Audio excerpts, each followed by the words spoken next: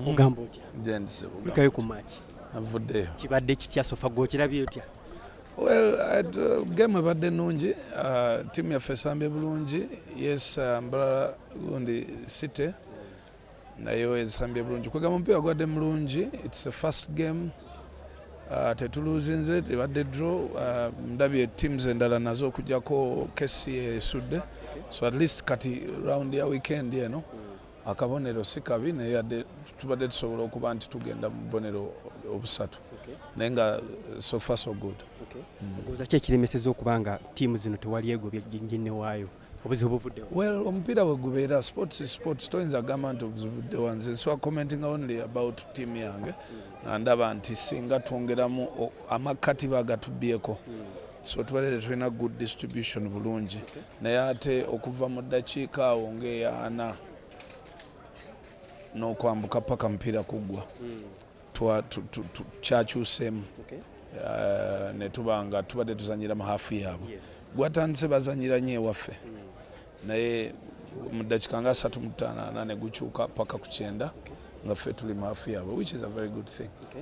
Mutabani wa Alpha tumulabye yagusooseemu nakomawo second half n'asambamu eddakiika nga 5-10 ne bamugjamu. How do you feel okubanga omutabani omulaba at the pitch okubanga asamba akapiira kuwulira ng'omuzadde? How do you feel? Well, of course I feel good.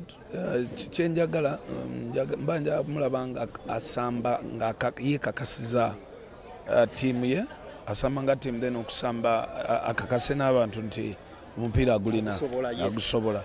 Kirungi nti muto alina obudde naye kati omanya omupiira gwo tegubaako ebyo oba olina okutuukiriza. so far first game yasambye bulungi I think era okusinzira ku nga bwe mbadde mpulira abantu bagamba but asambye bulungi yes team better team ovaamu n'abalala ne bayingira ne bakola contribution so nsuubira nti mu game nga 3-4 ajja kuba ateredde nnyo.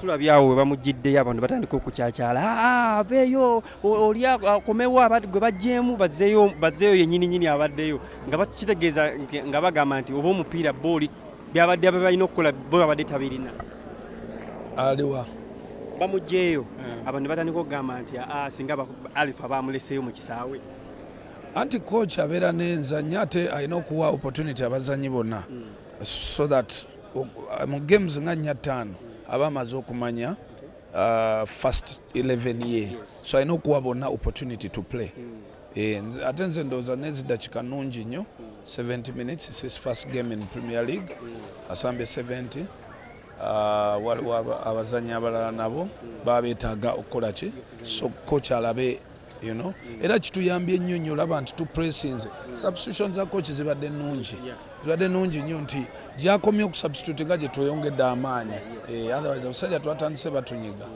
eno machi yakumeka Premier League yesooka yes yali tasamangako mu UPL atulaba nti abantu babadde bamanyi bagenda beera eri mu VIP ne bakulabye mu kayoolo eno nze omupiira bwe mba ngulaba nze bunyuma ndi mu bantu nze saagala bya VIP tuba twagala kubeera n'abantu twanza kubeera eri ebyo tubikoowa ebyo birala naye kati wano obona abantu ne muwulira vibe yeeyo nawe n'obawa vibe kwegamba kijja kuyamba n'abantu okwongera okujjanga muki mu mupiira naye bodde eri ne weggalira tekikola. You as a parent kino kiwali oyagaliza Alpha oba yakisalawo yenga ye personally? Nali nkimwagaliza naye as much as gyakoma okula n'akyagala and I think it nga bwe njagala music yansinga n'okwagala omupiira. Lucky enough kyagenderayo that he breathes, he thinks, he lives football. Nekuwali ogusambyeko? Nagusambanga ne nguvambo. Samba namba kirasta. 97. Gusamba ne nguvaako. Tugendeko mu entertainment katono nnyo.